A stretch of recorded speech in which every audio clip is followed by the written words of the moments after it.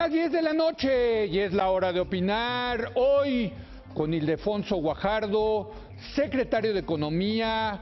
Vamos a platicar con él sobre el entendimiento al que llegaron México y Estados Unidos en torno al Tratado de Libre Comercio de América del Norte.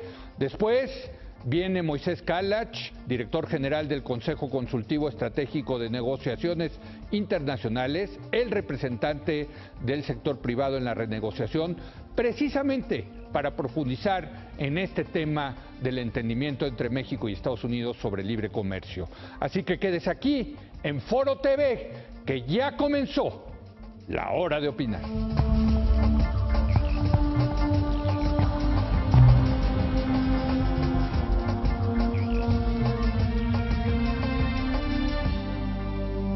Muy buenas noches. Me da un enorme gusto recibir de nuevo en esta mesa a Ildefonso Guajardo, secretario de Economía, jefe de la misión negociadora del Tratado de Libre Comercio de América del Norte y quien ha sido muy generoso, hay que decirlo, en estar viniendo a este espacio para mantenernos informados del tema de la renegociación. Secretario Ildefonso, gracias por venir. Muy buenas noches. Gracias por la invitación. Gracias. Prácticamente desempacados este sábado de Washington. Después de unas larguísimas jornadas de renegociación. 6 semanas viviendo la mitad de las semanas en Washington y la última fue de 11 días completos. Bueno, yo quiero decirles que cuando comenzó esto le dije a Ildefonso que llevara un récord para hacer un libro y que nos algún día escribas lo que ha sido... Pues este proceso que en realidad es muy importante porque hay que entender el contexto, y el contexto es pues que llegó un presidente de Estados Unidos con un nuevo discurso, con una nueva visión política y que dijo: yo voy a cancelar el Tratado de Libre Comercio, y que estuvo dispuesto a renegociarlo. Eso es importante, ¿no? Sí, pero yo le agregaría algo adicional, que el fenómeno se materializa en una elección con un presidente atípico para los temas de integración y de la política comercial de Estados Unidos en el mundo, pero que es resultado de que durante mucho tiempo se acumuló una, digamos, crítica de 1/3 de los electores norteamericanos contra la apertura comercial y contra la integración, y contra la migración y contra muchas cosas. Entonces, no hay que olvidar eso, porque cualquier instrumento que construyamos en esta relación hacia el futuro tiene que estar blindado por este tipo de debilidades que se fueron acumulando en el tiempo. ¿Qué ventaja tuviste antes? No quiere decir que Obama estaba muy satisfecho con todos los aspectos del TLC, pero que él dijo: lo voy a renegociar, dijo Obama, pero cuando llegó a la presidencia, siendo un presidente con una visión clara de los equilibrios, de no querer dividir a su país en un discurso de contrastes, dijo: mejor lo voy a renegociar vía la modernización del TPP, que fue una manera indirecta de modernizar NAFTA. Lo que pasó ahora es que llegó alguien sin acotamientos, de una trayectoria muy distinta a la de los balances y los equilibrios de las instituciones, y entonces trata de imponer una agenda que rompe completamente con los conceptos que tú y yo sabemos que son los estándares. Exacto, totalmente disruptivo. Ahora, en ese sentido, y antes de entrar a los detalles, pues lo que sí tenemos que aceptar, Ildefonso, de aquí en adelante, es que soplan vientos proteccionistas en el mundo. Esa es la realidad. Y lo más importante es que el país que ayudó a formar la arquitectura del multilateralismo comercial sobre esta idea de que el mundo integrado iba a ayudar a mejorar los equilibrios, a darle una dimensión distinta a las migraciones, a crear riqueza en la integración. Ese mundo, el país que lo impulsó, es el primero que lo está de alguna manera pues debilitando, ¿no? Así es. Sí, es un cambio de paradigma y nosotros nos tenemos que acomodar a ese cambio de paradigma, Ildefonso. Acomodarnos en un sentido claro, donde lo primero que tienes que poner al frente es el interés del país. O sea, eso es el acomodo. Desde luego. Déjame entrar a los detalles, porque te escuchamos, aquí estábamos viéndote en vivo en la conferencia de la Embajada, el lunes después del evento en la Casa Blanca, y tú decías: logramos que no haya aranceles ni cuotas.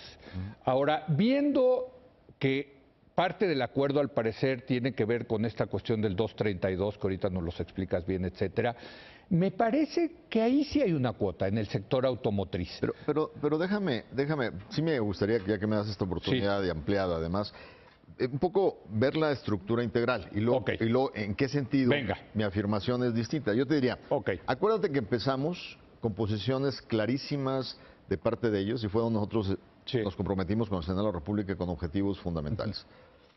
Ellos querían que la mitad de un automóvil fuera hecha en Estados Unidos.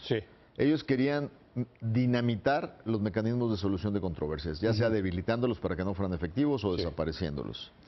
Ellos querían tener un mecanismo de que el tratado se muriera súbitamente. Cada 5 años. Cada 5 años sin revisiones ni nada.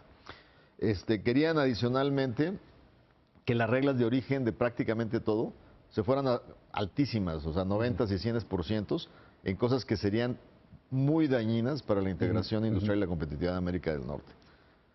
Partiendo de esas posiciones que aquí les llamamos las píldoras venenosas, ¿te acuerdas? ¿No? Las píldoras venenosas, hay que observar cómo fuimos reconduciendo, inclusive en los temas de disciplinas, querían minar los mecanismos para disciplinas en remedios comerciales, hacer cosas que eran totalmente inaceptables para la OMC, la Organización Mundial del Comercio. O sea, al arrancar esto, primero, el resultado que llevamos en este entendimiento nos lleva a haber rescatado el capítulo 20 de Solución de Control de Estado-Estado integralmente. El capítulo 11, que querían hacer un opt-in, opt-out, que ellos pudieran decir si se quedan o no, y los únicos obligados éramos nosotros, de una posición que dijimos, pues elimínalo, terminamos con un 11 que realmente protege la mayor parte de las inversiones relevantes para la economía mexicana. Y el 19, nosotros protegimos todas las disciplinas, salvamos la protección contra salvaguardas globales que estaba originalmente en el NAFTA, que fue la que utilizamos para protegernos contra acero, y logramos ese objetivo. Entonces, en el caso de los automóviles, pasamos de un requerimiento de que 50% sea en Estados Unidos a un requerimiento indirecto de 40% del auto producido en high value, salarios de alto valor. De más de $16 la hora. Que se puede hacer entre Canadá y Estados Unidos. Quiere decir, un 40% se lo reparten ellos y un 60% lo hace México. De un mercado donde tú sabes que ellos consumen 20 millones de automóviles y nosotros consumimos 1 millón de automóviles. En la terminación a 5 años, nuestra propuesta era una cláusula de revisión. Una cláusula de revisión que ahora queda cada 6 años y que cada 6 años lo puedes relanzar con 10 años de anticipación a 16 años hacia adelante. Y eso es importante, porque eso te evita volver a quedar en una situación como la que estuvimos hoy, que se acumulan tantas agravantes, que te vuelve a generar una incertidumbre permanente. Ahora, me decías tú. El tema, a ver, vamos a entrar en las cláusulas en particular. El tema de reglas de orígenes, que pasó de 62.5 a 75. En automóviles. Con el tema del 40% de hecho en países donde se paga $16 la hora. 40 para autos ligeros. Pero de acuerdo a una nota que salió en Reuters, que tú seguramente leíste, decía que hay también un acuerdo en donde a México le han puesto una cuota topada de 2.4 millones. Ahorita, si no me equivoco, exportamos 1.7 millones de automóviles. Pero te explico cómo quedó el capítulo. Para que nos quede claro si esto es una cuota o no es una cuota. A ver, mi afirmación ha sido, desde el primer día que tuvimos el entendimiento, es que el acuerdo de libre comercio, que en un momento determinado sustituiría el presente en el sector automotriz, incluye una regla de origen más estricta. Sin duda es más estricta. Ahí no hay duda. Ahí no hay duda. Pero cumpliendo esa regla de origen, tú no tienes ninguna limitación en la exportación. Aún si no la cumples, tu peor escenario mientras la cumples es pagar el 2.5%. Hasta ahí hemos entendido. Ahí no hay problemas, no se aceptan cupos ni limitaciones. Tú sabes que el presidente Trump ha estado amenazando que a lo mejor se sale de la Organización Mundial del Comercio. Correcto. Ha estado criticando. Entonces, en el tratado también, para aquellos que por los primeros años no cumplan, el 70% de nuestras exportaciones va a cumplir en el primer día de entrada en vigor. O sea, ya tiene esas reglas de origen. Ya está muy cerca y en el próximo año y medio las va a lograr. 70% libran eso, 30% tendrían que pagar el 2.5. Pero dentro del tratado, por si acaso ellos no van a obedecer su tarifa de nación más favorecida y la quieren cambiar, protegimos a ese 30% claramente contra que lo peor que va a pasar es que paguen un 2.5. Dentro de este esquema todavía no aparece esta figura famosa de tomar acciones por motivos de seguridad nacional. Que es lo del 232. Que es la 232. Okay. Entonces, como yo no puedo cerrar un acuerdo donde me queda claro que ellos están utilizando un instrumento atípico que ha sido criticado por todo el mundo y ahora están investigando la posibilidad de establecer aranceles hasta del 30%, motivados por un argumento de seguridad nacional contra todo el mundo, entonces yo no puedo terminar un acuerdo sin tener garantías de que si llegaran a resolver esa situación, yo tengo que tener una protección contra eso. Sí. Y entonces, ¿cuál es mi protección? Mi protección, o sea, mi ambición original sería, en esta, digamos, side letter o carta paralela. Pues exéntanos, ¿no? Exéntanos, sin duda. Nosotros no le entramos a eso, Sí, ¿no? sí. Pero ¿cuál es el razonamiento? La única pistolita que le han dado estos cuates al señor presidente es el uso de esa acción. Y acuérdate que estás hablando de Estados Unidos, que este es un pleito, sí, que este es un pleito contra todo el mundo, sí, porque se sienten maltratados en el mercado automotriz. Ellos cobran 2.5 de aranceles a los europeos y los europeos le cobran a ellos el 10%. Sí. Y ese ha sido el argumento. Entonces, como yo no sé si la van a usar o no la van a usar, ¿qué es lo que yo hago? Le digo, a ver, yo necesito garantizar que si la usas, no golpees ni fractures mi industria automotriz. Entonces, por lo pronto, conceptualmente, ¿cuál fue mi solicitud realista? A toda mi capacidad exportadora a América del Norte no la vas a tocar, actual. No, pero además, no vas a tocar mis plantas en proceso, porque traigo 3 plantas que apenas están terminándose, que fueron invertidas en esta administración del presidente Peña. Y adicionalmente, necesito el espacio que me garantice crecimiento. Y entonces, si tú la englobas, porque decía Castañeda que aceptamos una voluntary export restriction, sí, como los japoneses. Sí, nada más que los japoneses, en la época de Reagan. Sí, nada más que los japoneses aceptaron de su capacidad de exportación un corte a 65% de lo que exportaban. Sí. Nosotros más o menos equivale a un 140%. Entonces, ahora, déjame ponerte la pregunta diferente. Sí. En el actual NAFTA, si ellos sacan la 232, ¿qué nos protegería contra eso? Pues el propio NAFTA, ¿no? O sea, y la solución de controversia, ¿no? Igualmente este tratado nos protegería así. Por eso, sí. ¿Por qué pudimos ser el primer país de poner cuotas de respuesta al acero y aluminio, que también fue por la 232? Sí. Les agravamos queso, les grabamos manzana, les grabamos carne de puerco por un valor equivalente a la afectación. ¿Y por qué grabamos todos estos bienes? Para afectar los distritos republicanos. Sí. Entonces, este tratado también negociamos lo que le llamamos la excepción a una salvaguarda global. Ellos dicen que la 232 no es una salvaguarda, nosotros decimos que sí lo es. Sí. Este tratado tiene garantizada esa excepción. El nuevo, el entendimiento. El nuevo, el nuevo lo tiene. Sí. Entonces, pero el problema es que si hay una agravante que te va a impactar el 40% de tu comercio, no es fácil encontrar todos los bienes que vas a gravar para poderles contestar. Pues sí, ¿y qué le puede pasar a la competitividad de la economía mexicana frente al mundo? Sí. Entonces yo prefiero comprar un seguro que salva toda mi planta existente, salva mi capacidad de crecimiento de manera importante para los próximos 6 años. Y de esa manera, no sé si va a pasar o no va a pasar, pero ahora imagínate el efecto que va a tener esto. Si graban los autos japoneses en 30%, graban los autos europeos en 30%, y no graban en América del Norte los flujos, pues los precios de los automóviles se van a ir para arriba. Se van a ir al cielo. Sí. La integración esta del 60% de posibilidad de contenido mexicano en toda la planta automotriz, ¿qué le va a pasar? ¿Sean producidos en México o sean producidos en Estados Unidos? Va a subir. Sean producidos en doméstica. Sí. Entonces, lo que te quiero decir es las condiciones sobre las cuales yo me protejo contra una posibilidad de la 232, que es este argumento de seguridad nacional. Sí. Pues lo que yo hago simple y sencillamente es decir, yo hago un acuerdo de libre comercio en el sector automotriz con nuevas exigencias, pero al mismo tiempo, como no sé qué vas a hacer y hay mucha incertidumbre de lo que vas a hacer en la 232, yo me compro un seguro para no poner en riesgo casi el 1,000,000 de empleos del sector automotriz. Ahora, digamos, me gusta la analogía que haces con el seguro porque los seguros tienen una prima, tienes Claro, que pagar algo. claro. Aquí la prima que estás pagando es que igual llegas a tus 2.4 millones de coches y a partir de ahí ya aplica ese arancel. O sea, lo que te estoy diciendo yo es garanticé el crecimiento hasta 2.4. hasta el fin de la administración del presidente Trump. A eso.